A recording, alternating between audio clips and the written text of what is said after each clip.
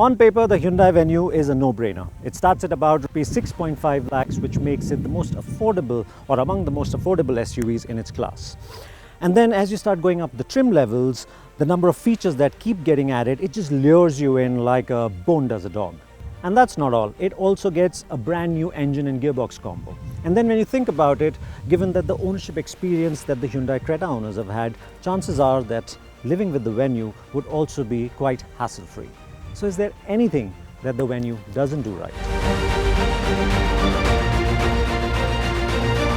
Styling certainly doesn't fall into that category because the Venue is a handsome looking car.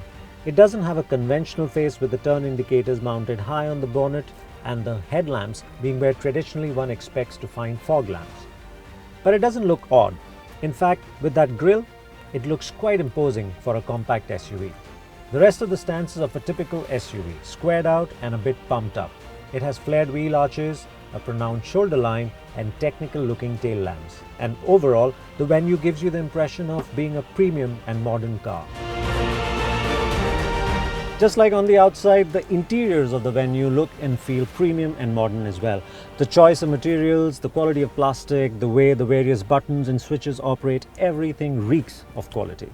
And then you've got this touchscreen system with high resolution display, and it's almost like your expensive smartphone. So the touch interface is good, the user interface is good, and you've got various things that you can go into like driving info, and you can have Apple CarPlay, Android Auto. There's also BlueLink, but this car doesn't get the function of starting the car and putting on your aircon remotely, and that's because this is a manual. That feature is exclusive to the automatic 1-litre petrol. Other good bits inside include wireless charging, a cool glove box, driver seat height adjust, a single zone climate control system, a multifunctional steering wheel, cruise control and a sunroof. Now sunroof is something that we have seen on the Ford EcoSport and the Mahindra XUV300 before the Venue. As far as dimensions go, the Hyundai Venue isn't the largest car in its class. In fact, it has one of the smallest wheelbases and it isn't the widest either. Not surprisingly, it trails the competition in terms of available space for occupants. It measured less on our scales, be it the head, knee or shoulder room. And 3 abreast at the back is a squeeze. The boot though, at 350 litres is nearly class leading. Seats are impressive too. The ones at the back offer good thigh and back support, and these are easy to slip into as well. The ones at the front are large and comfy and supportive. Overall, very impressive.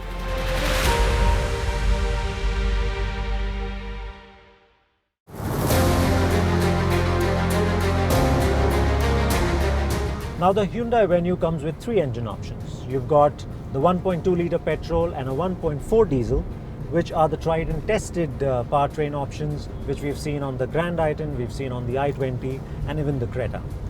The one we're driving is the new 1-litre 3-cylinder turbo petrol. Now this engine makes about 120 horsepower and over 170 Newton meters of torque, and all this torque comes in from as low as 1500 RPM. On the road, this 1-litre feels like a properly potent thing. Now this is a turbocharged engine, but what Hyundai has done is it's using electronics to cut that turbo lag significantly. So even when the engine RPM is under 2000, it's not like the Venue feels like a dud. You get on the throttle and you can feel that it's picking up. And of course, once it crosses 2000 RPM, then it just completely comes alive. This engine, it also sounds really good. So when you rev it, it has a hint of granularity to its note, but it's a nice sporty sounding engine. The Venue feel like a 120 horsepower car? I really can't say that, but it certainly feels peppy from the word go. It's got a strong mid-range and you can sit at 3-digit speeds with real ease. And this engine, even though it's a small engine, it's just quite effortless in the way it performs and gets the Venue up and about. Now our 1-litre engine is coupled to a 6-speed manual gearbox. There is also a 7-speed dual clutch automatic, but that's not what we have here. The gear shifts are precise, the throw is short and crisp, and when you really want to go up and down the gearbox, it just makes it fun to do that. So on a day like today, On roads like this, manual it is. What's more, with the high seating, a short and flat dashboard and relatively thin pillars, the visibility, especially up front and onto the sides, is very good. Add to it the light but quick steering and the Venue is an effortless car to drive. Overall, NVH levels are impressive too and might very well be the best in class.